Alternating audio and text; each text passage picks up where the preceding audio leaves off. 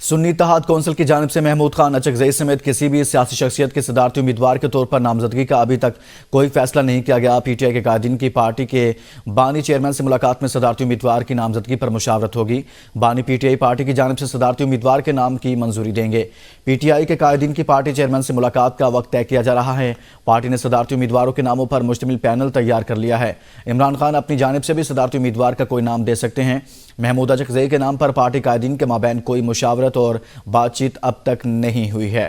ताहम इत्तलात यह है कि महमूद खान अचकजई का नाम दिया जा सकता है। मजीद बात करते हैं नुमाइंदा एबीएन न्यूज़ जावेद शहजाद से।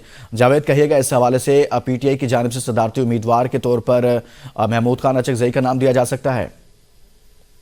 बिल्कुल, अभी मेरी बात हुई है पाकिस्तान तहरीक इंसाफ के मुख्तलिफ कायदीन से जो फैसला साजी में मरकजी किरदार की हैसियत रखते हैं, तो उनकी जानिब से भी दो टोक अल्फाज में कहा गया है कि सदारती उम्मीदवार के हवाले से पीटीआई सुन्नी इत्तेहाद ने अभी तक कोई फैसला नहीं किया गया और इस फैसले की जो मंजूरी है वो बानी चेयरमैन इमरान खान ने देनी है। उनका ये भी कहना था कि अभी हम इमरान खान से मुलाकात के लिए वक्त तय किया जा रहा है। ये मुलाकात हमारी आज भी हो सकती है और अभी हमने जो पैनल भी तश्कील दे दी है सदारती उम्मीदवार के हवाले से, लेकिन महमूद अचकजई समेत किसी ऐसे उम्मीदवार का नाम उस पैनल में शामिल नहीं है।